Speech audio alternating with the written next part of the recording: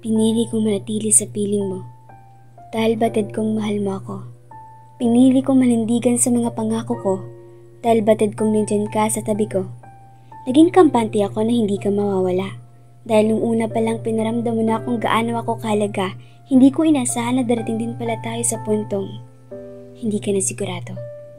Nagsimula ka magduda sa pagmamahal ko sa'yo. Araw-araw binabantayan mo kung sinong nakakausap ko, maging mga kaibigang nandyan noong panahong wala akong makapitan, inilayo mo. Inutusang dumistansya dahil ayaw mo akong mawala. Umiwas ako sa mga sitwasyong makakapagpasaya sa akin dahil inuna ko ang mararamdaman mo kung ang pagkilos ko ay ikakasakit mo.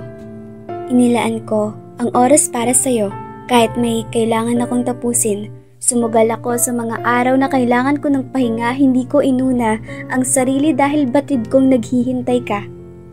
Sa huli, imbis pa sasalamat ang aking matanggap, hinusgahan mo ako. Hinusgahan mo ang ginawa ko para sa'yo. Hindi mo nakikita ang mga bagay na sinakripisyo ko para sa'yo. Sa dulo ako. Ako pa rin ang mali dahil nagkulang ako. Ano pa bang dapat gawin para masalayan mo ang lahat ginawa ko kahit nasasaktan na ako? Ano pa ba ang mga paliwanag na nais mong marinig para lang paniwalaan ako? Hindi ako nagkulang.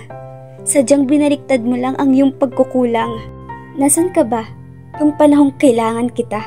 Nasaan ka ba nung panahong pinapaunawa kong lahat para maintindihan mo ako?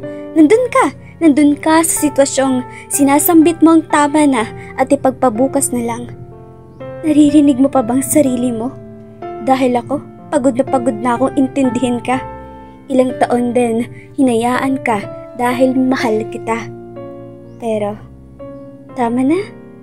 Sapat na rin sigurong ilang ulit nagpakatanga, ilang beses ipinaglaban kahit sobrang sakit na.